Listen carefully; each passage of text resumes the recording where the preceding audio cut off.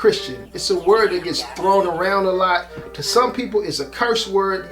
They might be the people that skip you in line on Sundays and pick a deal. People associated with a certain political party. So I just want to talk about this word for a minute. And so, where was the first place that the word Christian ever showed up? And we see this in a place called Antioch, in this area called Antioch, in the New Testament, in the book of Acts, Acts chapter 11. As a matter of fact, this was the first place that the word Christian shows up. And a Christian is essentially a follower of Jesus Christ, a follower of Yeshua. Yeshua was the long-awaited Jewish Messiah, the long-awaited Jewish Messiah. So all throughout the Old Testament, we keep hearing about these prophecies, and we keep hearing about this Messiah that's going to come and save his people from their sins. And that's what he does. He is the author of salvation.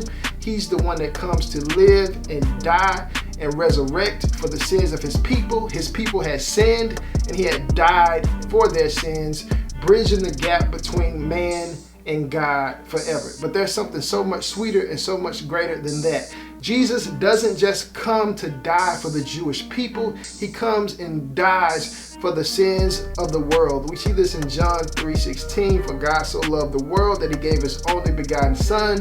Whoever believes in him will not perish, but have everlasting life. And so this salvation extends beyond just the Jewish people, but to the elect of the world who have been called to be God's chosen people. And so let me break that down a little bit.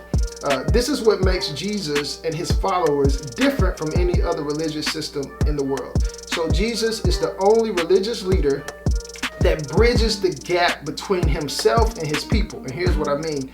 Every other religious system operates like a ladder, and that ladder says this: there's a gap between people and God. People are sinful, God is holy, and therefore you have to work your way up to God in order to be holy, in order to inherit heaven or eternal life or whatever that looks like in that religious system.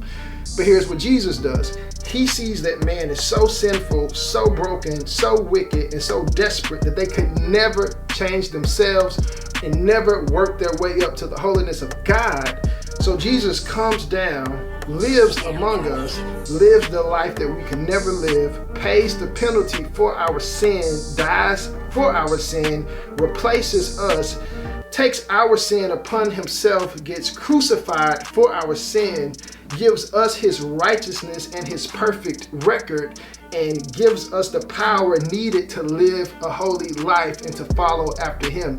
He does this great exchange. He gives us his holiness and he dies for our sin. He gives us his holiness, he dies for our sin, and gives us a new life. And that person who gets that new life and who comes to follow after him, that is a Christian. And so it's not this working up to be good enough because you never could do it. It's Jesus coming down and initiating towards broken people. No other religious system does that in the world, and those people who follow after him that Jesus has initiated towards with his grace and with his love, those are Christians, Christ followers.